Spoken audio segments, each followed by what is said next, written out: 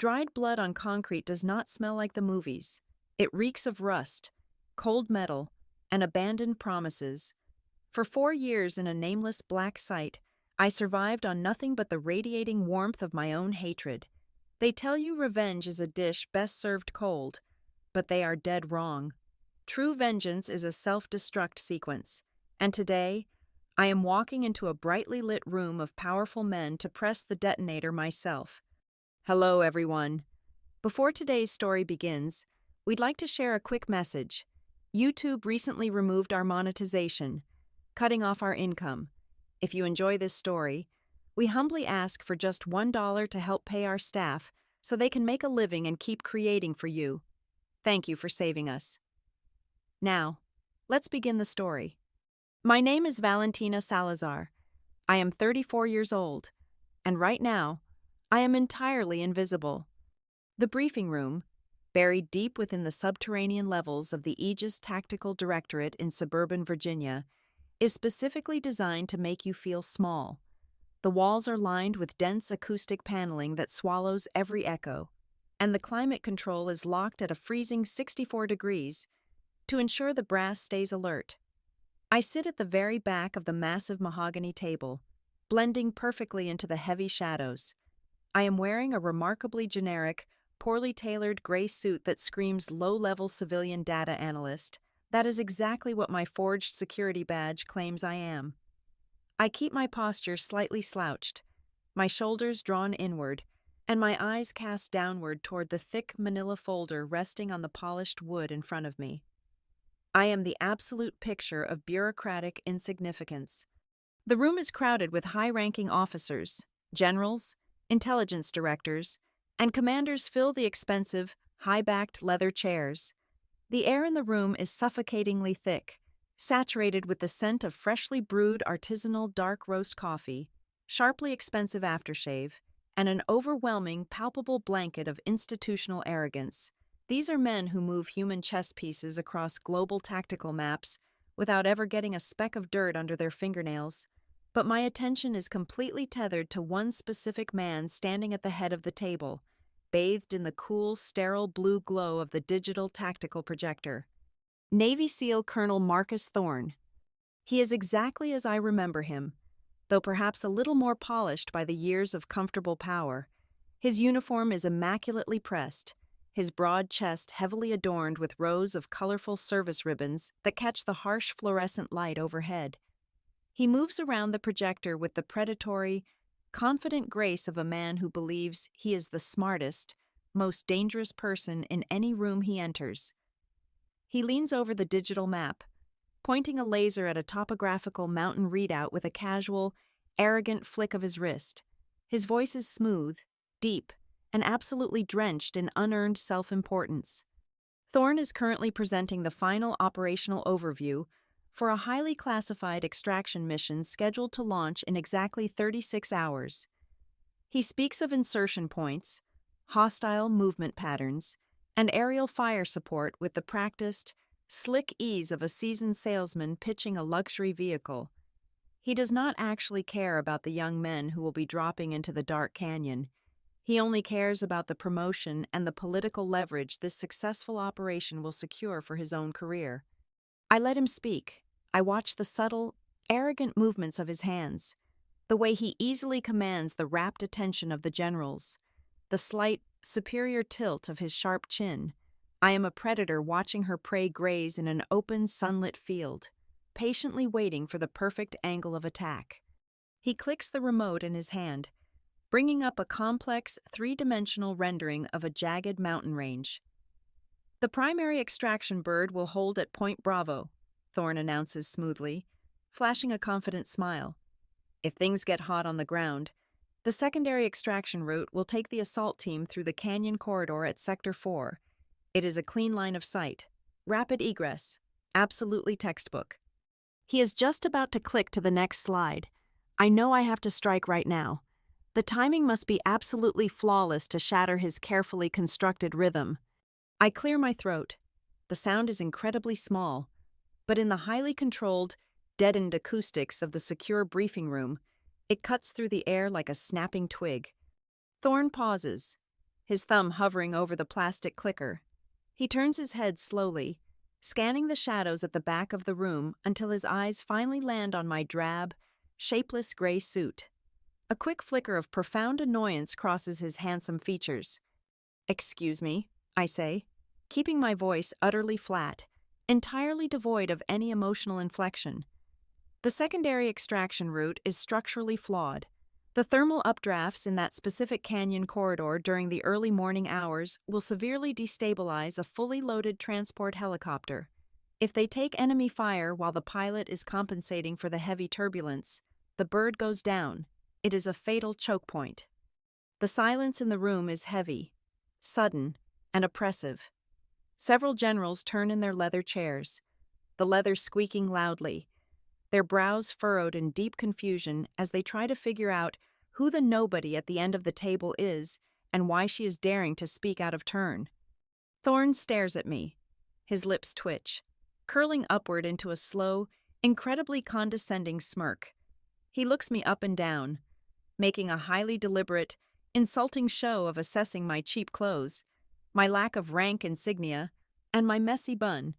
He lets out a short, dismissive breath through his nose. "Well," Thorne says, his voice dripping with heavy, theatrical patronization, "I am always thrilled to hear from our civilian support staff. It is truly inspiring to see how much tactical expertise one can gather from sitting safely behind a desk, highlighting budget spreadsheets, and buying suits from a suburban discount rack. But here in the real world, sweetheart, we rely on actual combat experience, not weather algorithms pulled from a training manual." A ripple of low, sycophantic chuckles washes over the room. The junior officers are eager to align themselves with the golden boy. The air grows noticeably warmer with their collective amusement. They are laughing at the mousy little analyst trying to play soldier with the big boys. I do not blink. I do not flush with embarrassment or anger.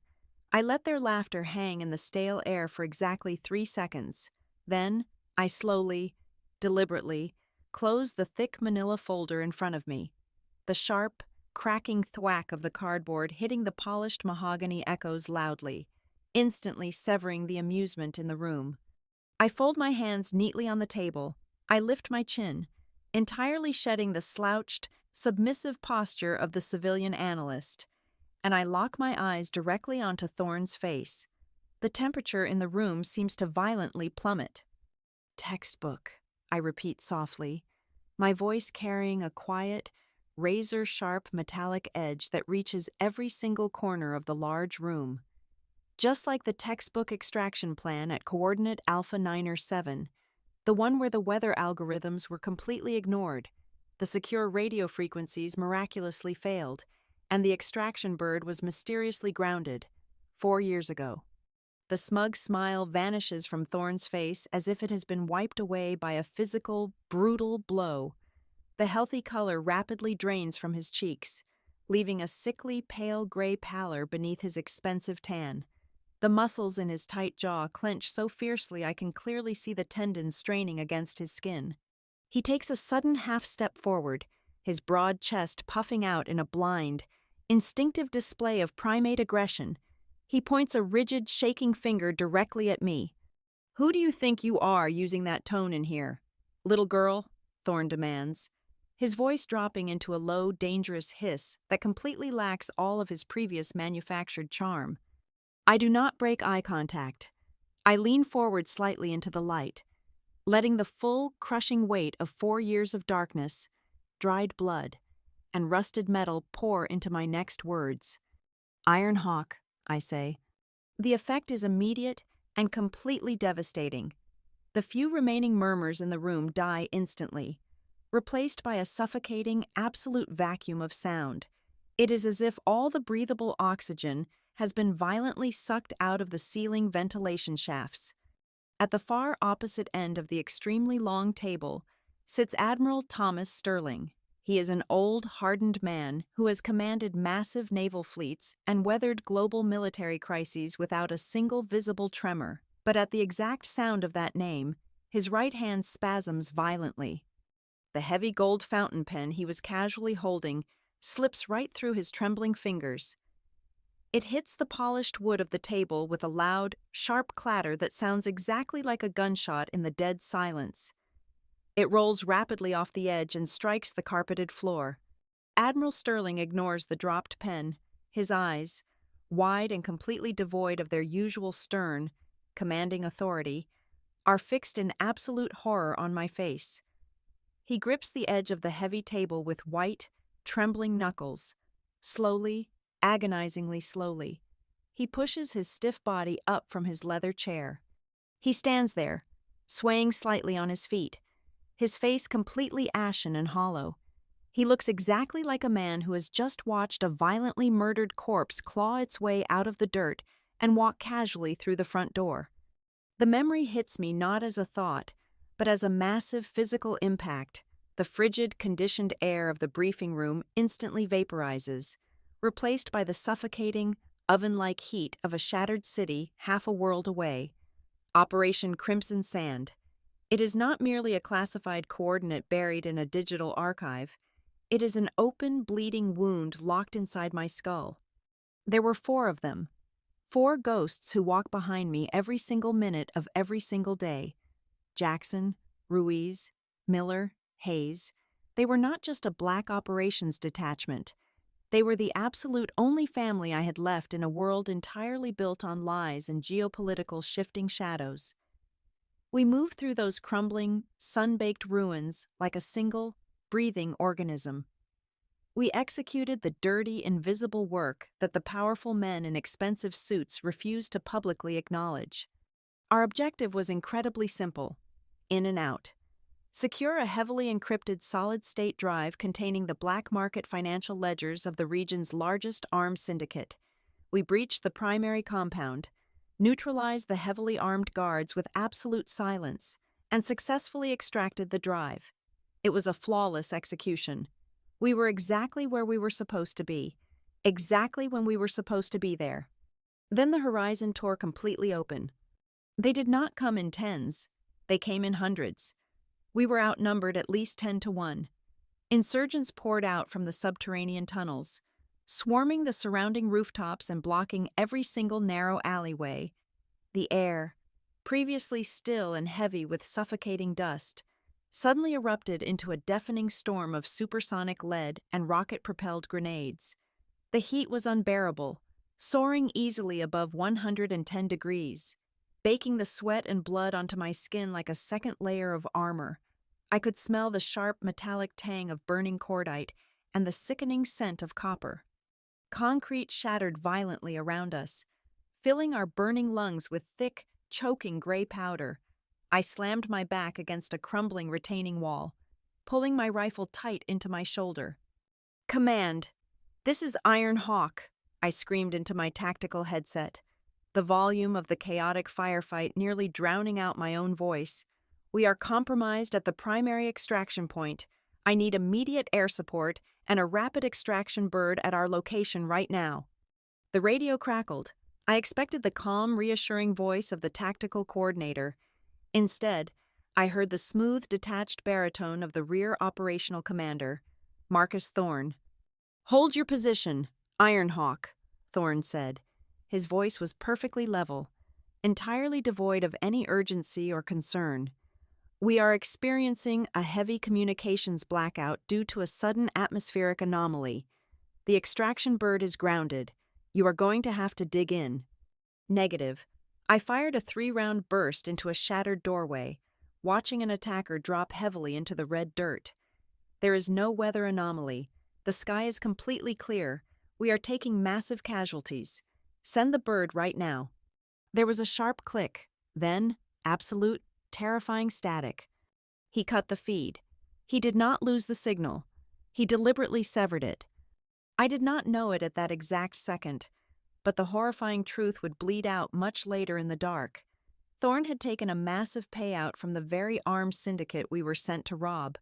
$2 million in untraceable digital currency funneled directly into offshore accounts, all in exchange for a simple, treacherous favor. Make sure the strike team never makes it out with the drive. Leave them bleeding in the dirt. Erase the evidence. We fought like cornered wolves, but bravery cannot stop ballistics. And tactical brilliance means absolutely nothing when your heavy magazines run entirely dry. Miller was the first to fall. A heavy caliber round tore straight through the side of his Kevlar helmet, dropping him instantly into a spray of crimson. Ruiz screamed, abandoning his safe cover to drag Miller back, but a brutal barrage of automatic fire ripped across his chest, throwing him violently backward into the jagged rubble. "Consolidate," I roared, firing my sidearm until the slide locked firmly back. "Jackson, Hayes, fall back to the interior stairwell." Jackson covered our desperate retreat, his light machine gun roaring until the barrel literally glowed red hot. He took a heavy bullet to the knee, collapsing onto the burning sand, but he refused to stop firing. He looked back at me, his face completely streaked with dirt and blood, and gave me a single, sharp nod. He knew. We all knew. He held down the heavy trigger, drawing their relentless fire, buying Hayes and me exactly 10 seconds to breach the heavy iron door of the nearest building. The massive explosion shook the earth. A rocket hit Jackson's position directly. The red sand swallowed him whole. Inside the dark, sweltering stairwell, Hayes and I were trapped. We had 0 primary ammunition left. I had exactly 3 rounds remaining in my pistol. Hayes was rapidly bleeding out from a deep, ragged shrapnel wound in his neck. I pressed my hands violently against his throat, feeling the hot, slick blood pouring heavily over my fingers, desperately trying to keep the fading life inside of him. "Hawk," Hayes whispered, his voice a wet, ragged gasp. His hands, trembling violently, reached up and weakly grabbed my tactical vest. "Do not let them take the drive. Do not let them win." He died right there on the cold concrete. The heavy iron door buckled inward under the massive weight of a breaching charge. I grabbed my useless radio one last time. "Command, Thorne, if you can hear this, I am going to find you. I am going to kill you." The heavy door blew inward in a blinding flash of white light and crushing concussive force. I did not die. I often wished I had. The insurgents desperately needed the encryption keys to the drive, and a corpse cannot give up a password. They dragged my broken, bleeding body deep underground, into a nameless, lightless prison buried so far beneath the earth that the very concept of day and night completely ceased to exist. The things they did to me in that dark room are not meant to be spoken aloud. They broke my bones, one by one. They submerged me in freezing water until my lungs screamed for oxygen and my vision violently faded to black. They used electricity, fire, and rusted blades to tear the humanity out of my flesh. They wanted to break my mind, to reduce me to a weeping, compliant animal.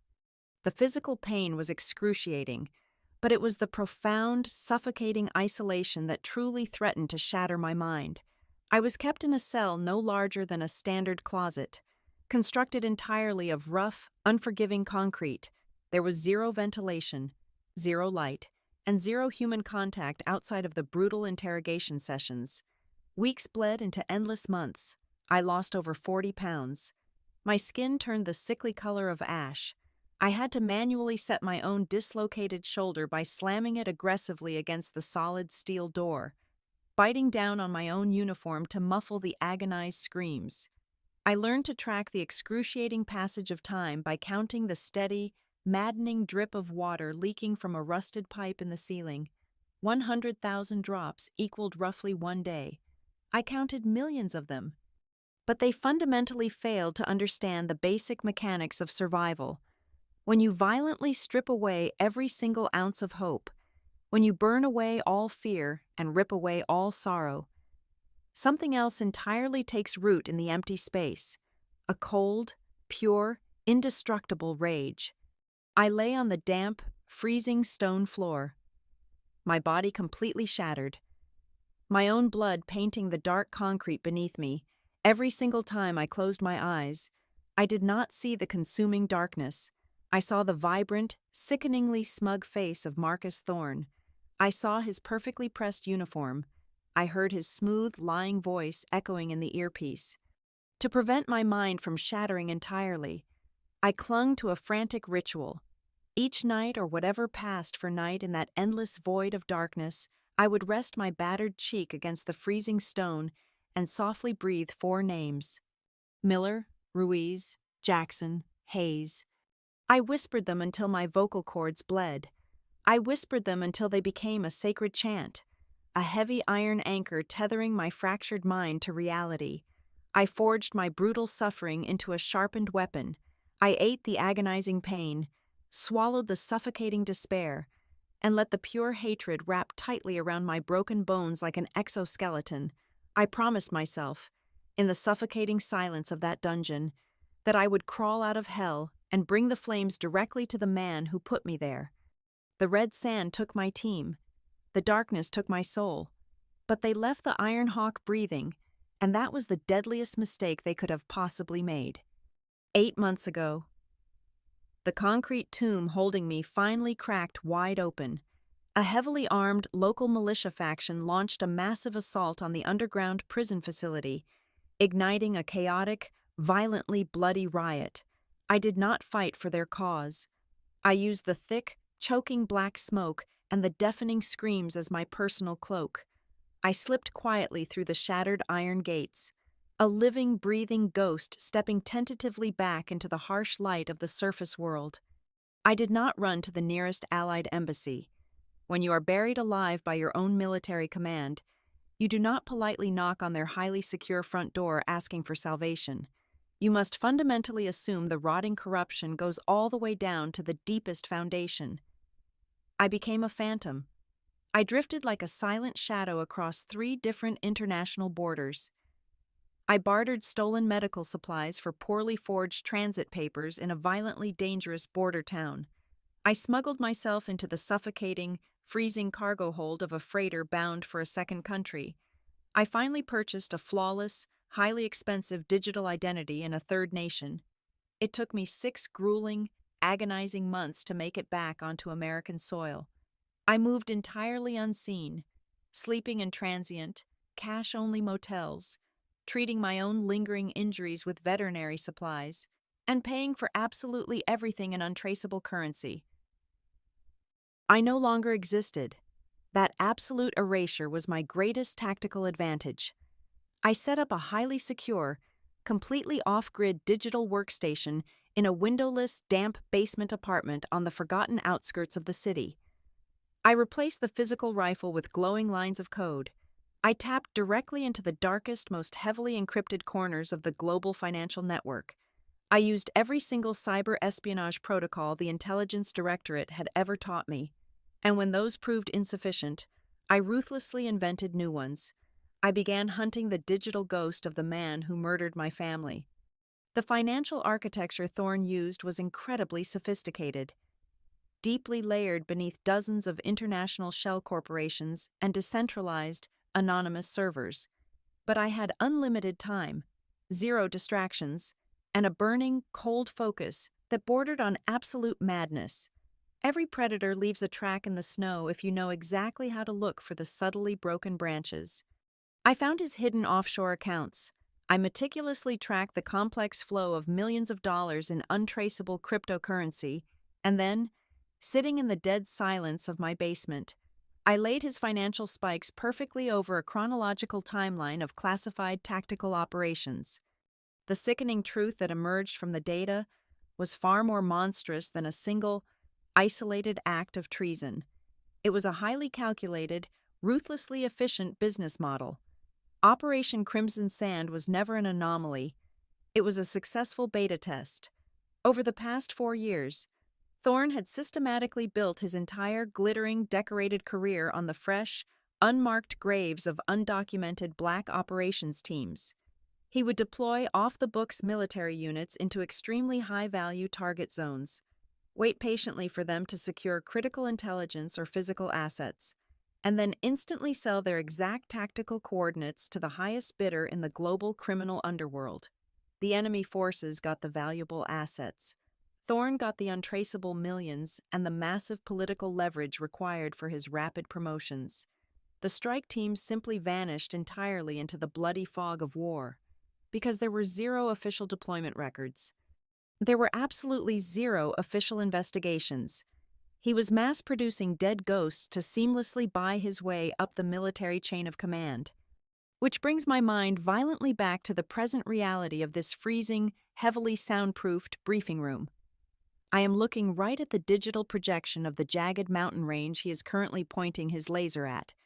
When I successfully hacked into the Central Defense mainframe exactly 3 weeks ago to monitor his upcoming scheduled movements, I did not just find his daily meeting itinerary, I uncovered the deeply buried, highly classified operational manifest for the extraction he is currently presenting. I saw the specific unit designation, Echo Squad, a young, highly trained, completely undocumented black operations detachment. As I cross-referenced the projected flight paths with his highly encrypted communication packets from 48 hours ago, a terrifying, paralyzing realization washed over me. This slick professional presentation happening right now is not a theoretical briefing for a future mission. The entire presentation is a meticulously crafted, elaborate lie. It is a theatrical performance perfectly designed to establish his watertight alibi in front of the highest-ranking generals. Echo Squad is not deploying in 36 hours. They are already fully deployed on the ground. Right now. I check the heavy, silver tactical watch ticking quietly beneath the cuff of my cheap gray suit. The secondary extraction route through the canyon corridor that he just described as a clean egress is actually a heavily fortified, inescapable kill zone. Thorn has already successfully sold the ambush coordinates to a local warlord.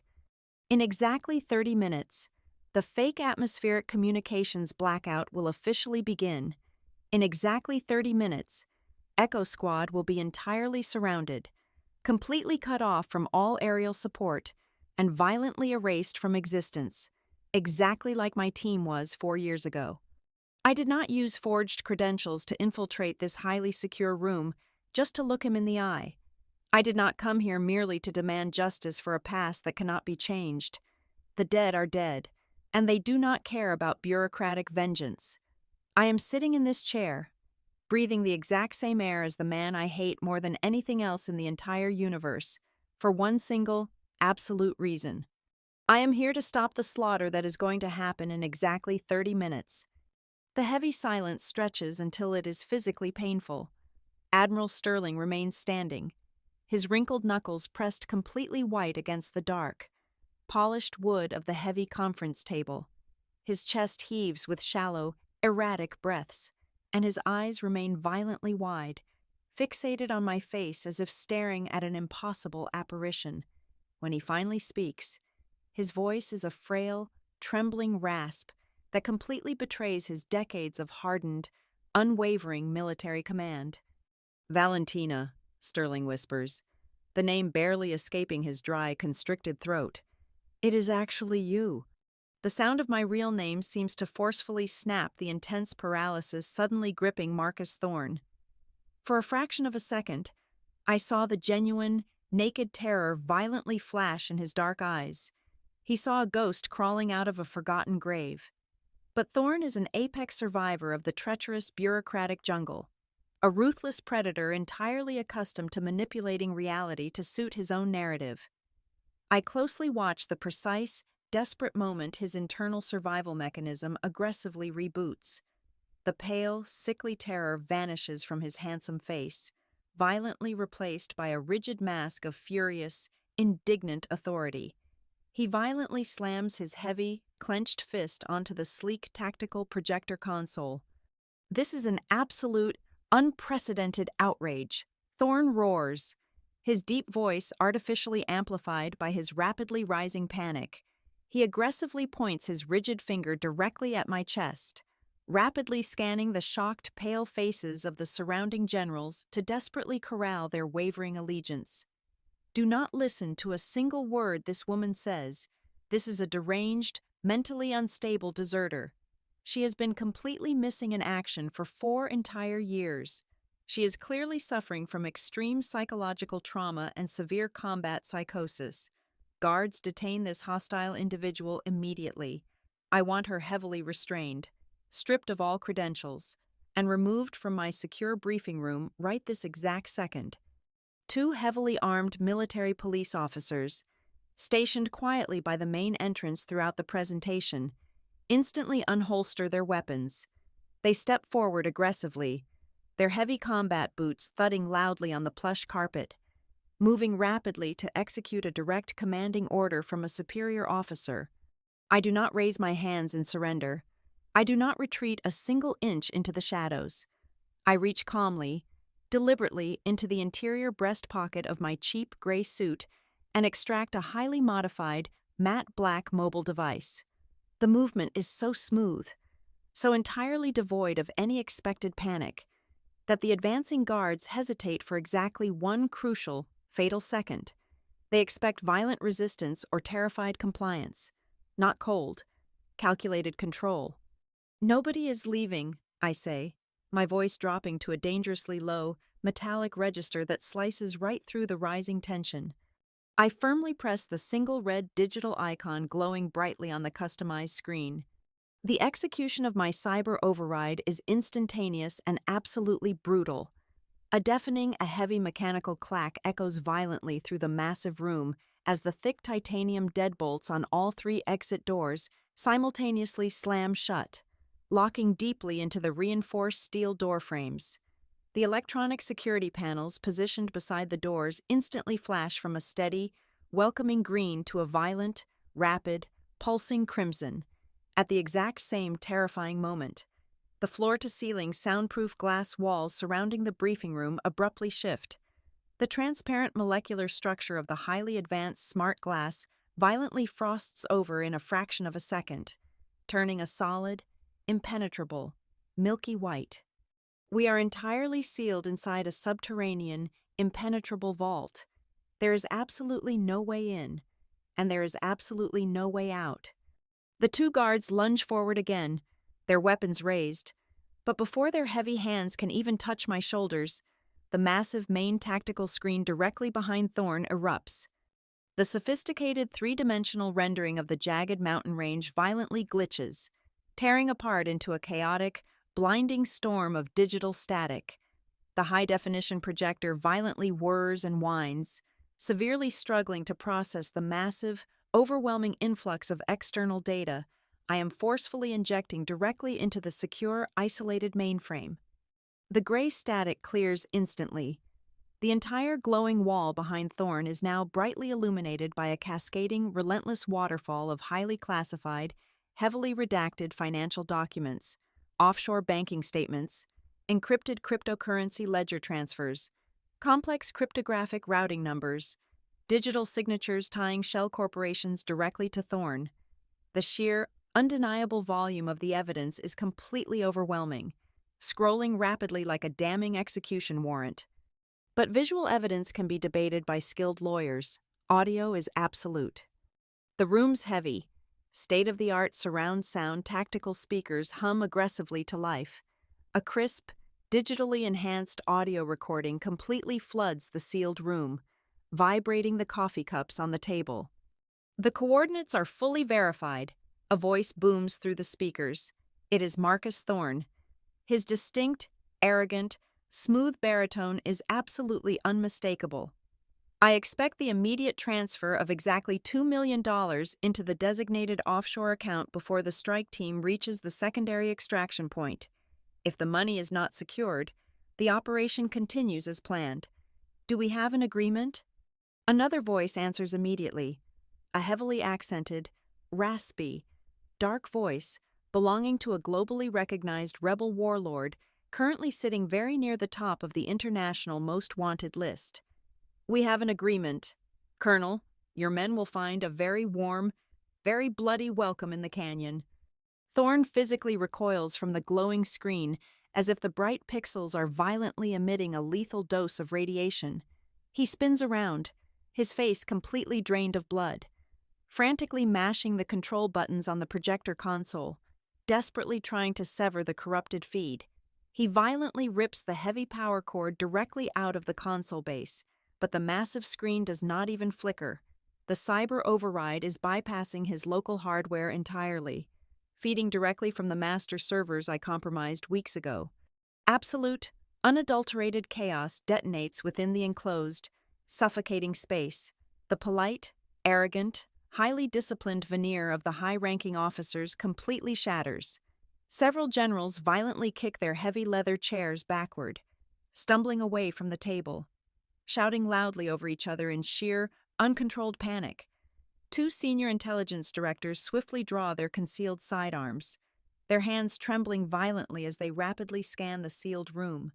They point their heavy weapons frantically between me, the locked titanium doors, and the sweating, panicked Thorn, completely unsure of who the actual enemy is in this rapidly deteriorating, unprecedented situation.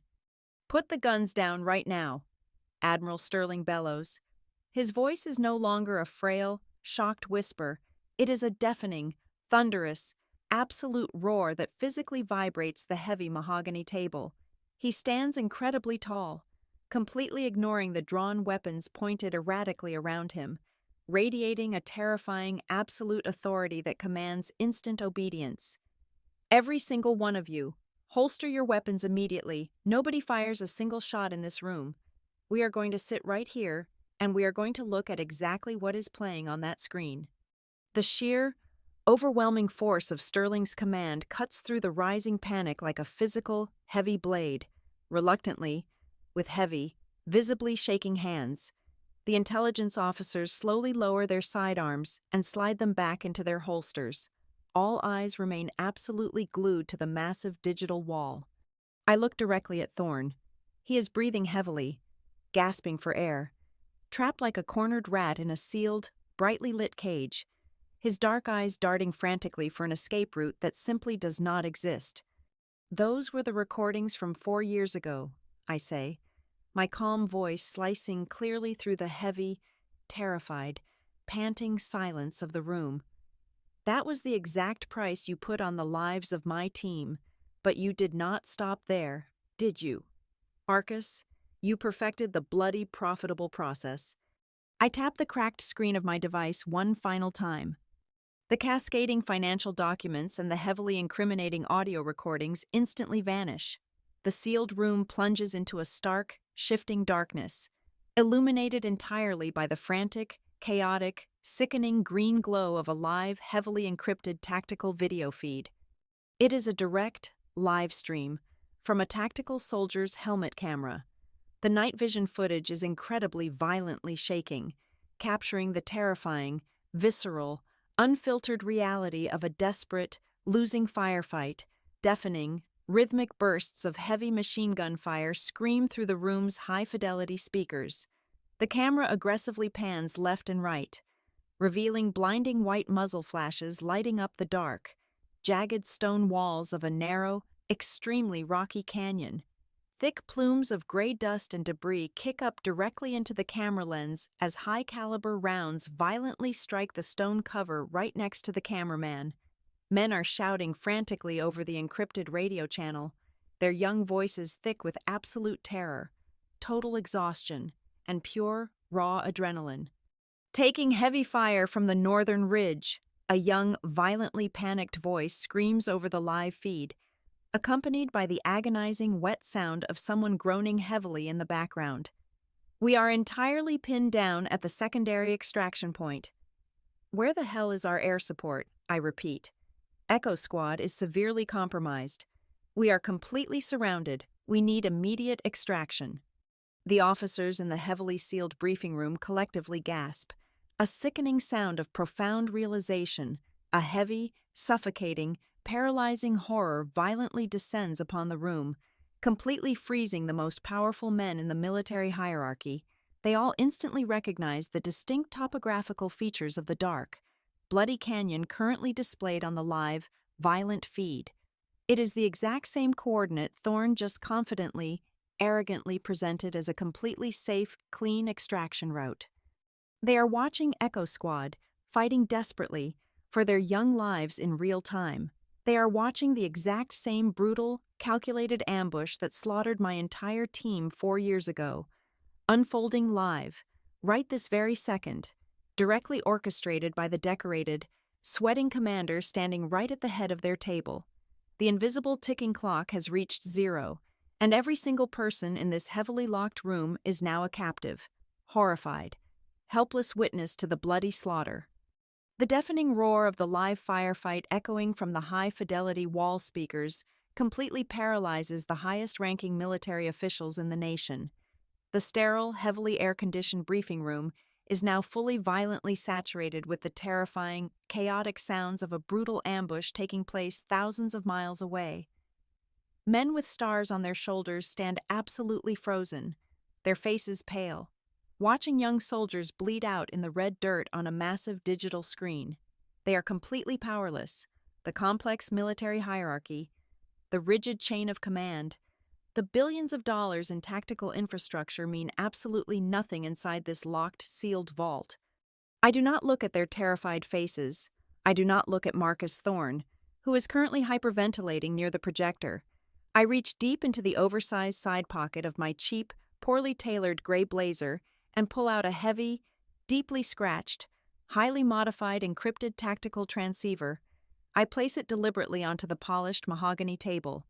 The heavy thud of the solid metal device striking the wood draws every single frantic eye in the room directly to me. I flip the heavy metal toggle switch.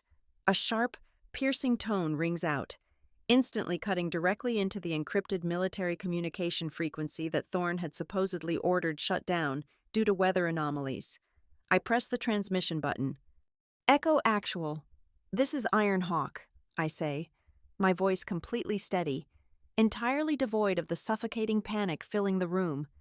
On the massive screen, the violently shaking night vision camera suddenly jerks upward. The deafening sound of heavy machine gun fire temporarily drowns out the audio, followed immediately by the terrified, ragged voice of the young squad leader. "Who the hell is Iron Hawk?" the young soldier screams into his headset, coughing violently through a thick cloud of pulverized stone and gray dust. "We are completely combat ineffective. We have multiple wounded. Where is our air support? You need to get a bird in here right now or we are all dead." Echo Actual. Listen directly to the sound of my voice, I command, projecting a cold, absolute authority that slices right through his rising hysteria. "Your primary command structure has completely compromised your position. There is no official extraction bird coming to save you. You have been entirely sold out. If you want your men to live to see tomorrow morning, you are going to do exactly what I tell you. Right this exact second. Do you understand?" A sharp gasp echoes loudly through the sealed briefing room. Several intelligence directors look at me in absolute, unadulterated horror. They are witnessing a ghost hijacking a live, heavily classified military operation right in front of their eyes. Thorne finally violently snaps. The undeniable, overwhelming reality that his intricate, bloody web of treason is unraveling on a live broadcast completely shatters his paralyzing shock. He lets out a desperate, animalistic roar and lunges aggressively forward. He vaults recklessly over the corner of the heavy mahogany table, his highly polished dress shoes slipping wildly on the wood. His manicured hands reach violently toward the transceiver. He wants to smash the device into 1,000 pieces. He desperately wants to sever the connection and silence the only lifeline those young boys have, just to protect his own miserable life. He does not make it even halfway across the table. A sharp, incredibly loud metallic click instantly freezes the entire room. Admiral Thomas Sterling stands rigidly at the far end of the long table.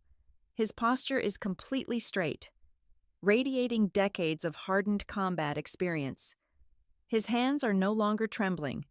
He holds a heavy standard-issue military sidearm leveled directly and steadily at the exact center of Thorne's chest. "Step back, Colonel," Sterling says. His voice is incredibly quiet, but it carries a terrifying absolute weight that sucks all the remaining air out of the room. "You have killed enough people." Thorne freezes completely, his body awkwardly draped across the polished wood. He stares down the dark, hollow barrel of the weapon. He looks up into Sterling's eyes and sees absolutely zero mercy. Slowly, agonizingly, Thorne pulls his violently shaking hands back. He slides off the table, stumbling backward until his back hits the cold, frosted smart glass of the locked wall. He stands there, panting heavily, his expensive uniform wrinkled and soaked in cold sweat. entirely neutralized by the very commanding officer he sought to impress. I completely ignore the dramatic confrontation behind me. I return my absolute focus to the heavy transceiver.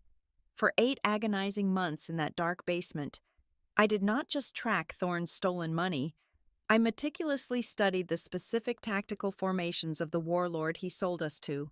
I know exactly how they hunt. I know the exact deployment patterns of their heavy weapons, and most importantly, I know exactly where they leave a fatal, gaping tactical opening. Echo actual, I say, watching the live feed intensely. The heavy machine gun suppressing you from the northern ridge is currently operating on a fixed, heavy tripod mount. Due to the steep incline of the rocky terrain, they cannot depress the barrel below a 45-degree angle. You have a massive blind spot exactly 30 yards to your immediate right, directly behind the collapsed ancient stone pillars. On my mark, you will deploy your 2 remaining thermal smoke grenades and sprint fiercely for those pillars. "Are you insane?" the squad leader shouts over the radio. "That is completely open ground. They will cut us to pieces." They cannot shoot what they cannot see, and they cannot angle their primary weapon low enough to hit the dirt, I reply coldly. You have exactly 10 seconds before their flanking team completely surrounds your current cover. Throw the smoke. Run. On the massive digital wall, the room watches with absolutely bated breath. 2 thick canisters sail through the air, erupting instantly into a massive, blinding white cloud of dense thermal smoke. "Move!" the squad leader screams. The camera violently shakes as the soldier breaks from cover, sprinting desperately across the uneven, treacherous ground. Deafening. Heavy caliber rounds tear viciously through the air directly above their heads, exactly as I calculated, but the devastating bullets slam harmlessly into the rocky canyon wall far behind them. They slide violently into the dirt behind the massive stone pillars. The camera pans quickly, showing all remaining squad members successfully reaching the new cover. They are alive. A collective, massive sigh of relief violently sweeps through the locked briefing room. Highly decorated generals wipe thick, cold sweat from their foreheads. "Now," I command, not allowing a single second for hesitation. "Look directly to the eastern cliff face. There is an old, abandoned smuggling tunnel bored directly through the solid rock. It is incredibly narrow, but it leads completely out of the canyon." "We see it," the soldier replies, his breathing heavy and ragged. "But we cannot outrun them in a tunnel. We have absolutely nowhere to go on the other side. It is a dead drop off a cliff." "You do not need to outrun them," I say, my voice softening just a fraction. "You just need to reach the extraction coordinates I am actively transmitting to your wrist tactical display right now. Help is already waiting for you." The soldiers do not question me again.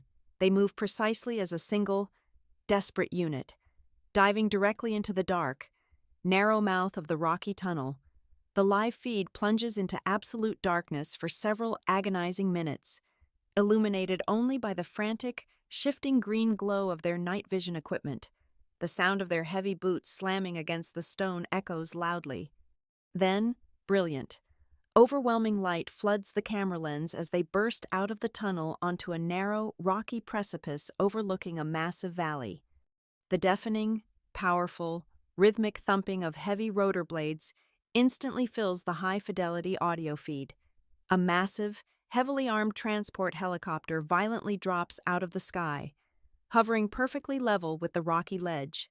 It is not an American military aircraft. It bears absolutely no official insignia. It belongs entirely to a highly trained, deeply covert Allied militia faction that I contacted exactly 48 hours ago, cashing in the absolute final major favor I earned during my long, bloody, dangerous journey back to the surface. The heavy side doors of the transport violently slide open. Allied operatives lean out, immediately laying down a massive, completely overwhelming wall of heavy covering fire into the canyon below, forcing the pursuing insurgents to dive for cover in absolute panic. "Go! Go! Go!" the squad leader screams. The soldiers leap desperately from the ledge. Diving safely onto the metal floor of the hovering helicopter, the camera operator turns quickly, capturing the rocky cliff shrinking rapidly below them as the massive bird violently banks away, flying fast and low toward safety. "Iron Hawk," the young squad leader says, his voice thick with overwhelming exhaustion and profound gratitude. "We are all safely aboard. We are officially airborne. I do not know who you are or where you came from, but you just saved our lives. Thank you." I reach out and firmly press the heavy metal toggle switch down. The connection instantly severs. The live, chaotic video feed on the massive wall screen abruptly cuts to a solid, quiet, completely black screen.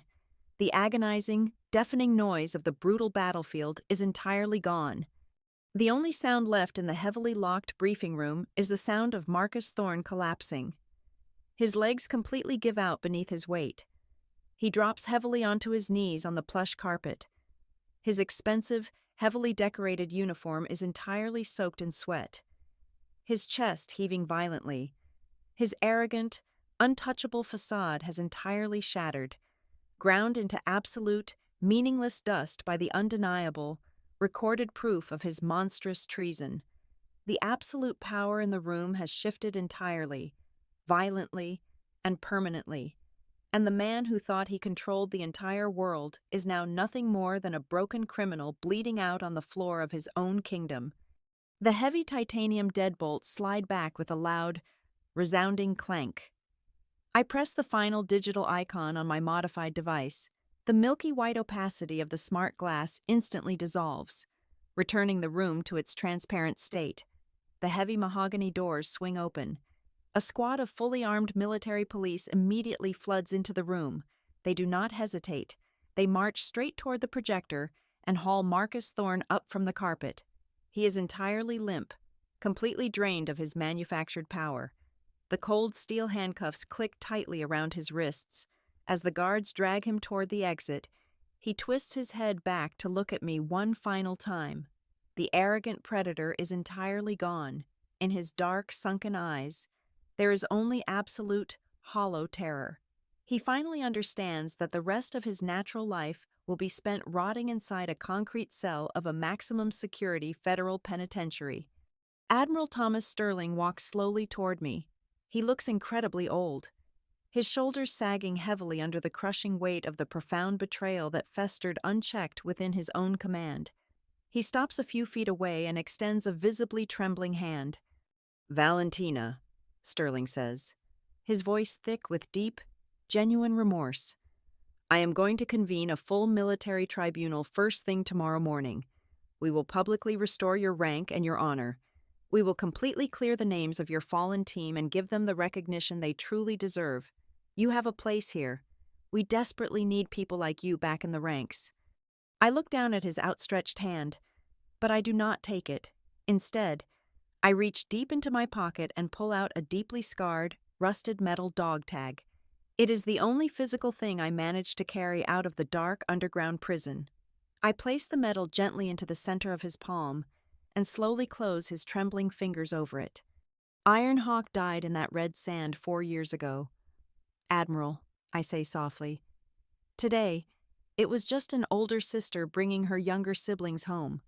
Several weeks pass. I stand quietly in a secluded, heavily wooded cemetery, facing a polished black marble memorial wall dedicated to the undocumented soldiers who never returned. I kneel down and gently place 4 small, heavy glass tumblers filled with dark amber whiskey onto the cold stone ledge. I trace my fingers over the blank surface of the stone. I close my eyes and listen to the gentle wind rustling through the green leaves.